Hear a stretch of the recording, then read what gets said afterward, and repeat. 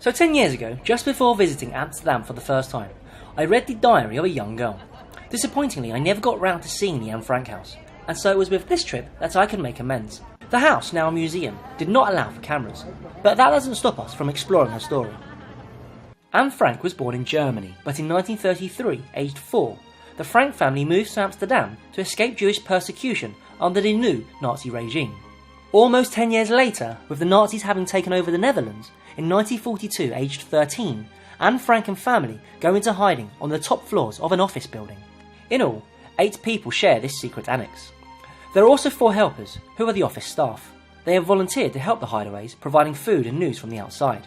Over the next 2 years, Anne Frank documents the loving and fractious relationships within the pressurised conditions of the house, whilst also providing her philosophical thoughts on life and the future. If we study the writing, there are 5 things I find extraordinary. Number 1. Even for an adult it would be impressive, but for a child to be able to articulate such positive inspirational wisdom is even more so. But then maybe only a child could offer such innocence and hope in the face of such terrible circumstance. How wonderful it is that nobody need wait a single moment before starting to improve the world. Number 2. The almost immediate retelling of real life events, added with the lesser known story of Jews in hiding, combines to create a dramatic and unique story. Yesterday I had a horrible fright. At 8 o'clock the doorbell suddenly rang. All I could think of was that someone was coming to get us. You know who I mean. Number 3. With the house essentially a prison, it is her diary that offers freedom.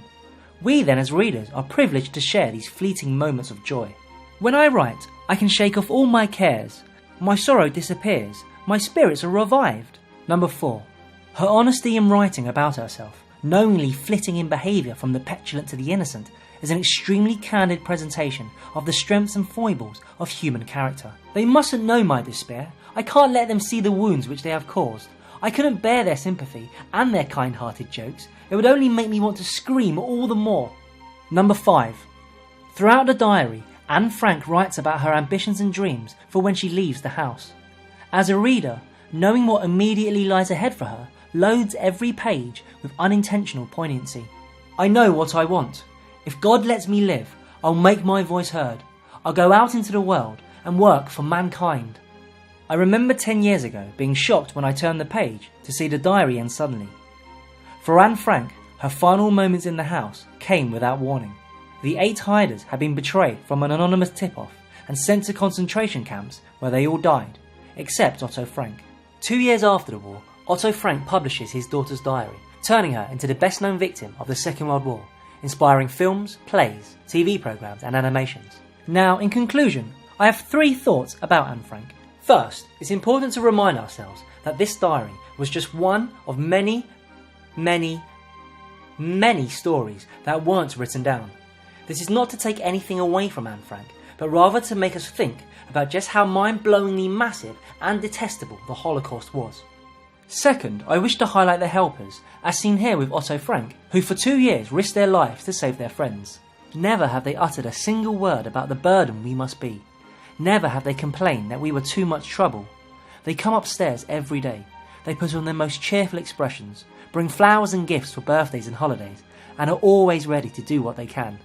Third and lastly, Anne Frank's story is really important, because when we're given numbers like the deaths of 6 million Jews, it doesn't really hit home.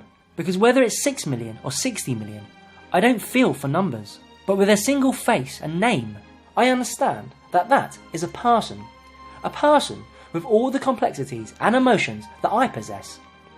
I can't relate to that number, 6 million, but I can relate to Anne Frank.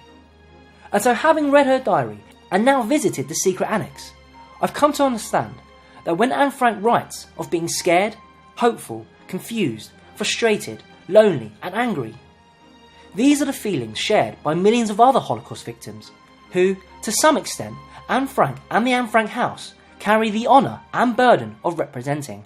Just come out of there and yeah, it's pretty powerful stuff. To be honest, I was sobbing a little bit.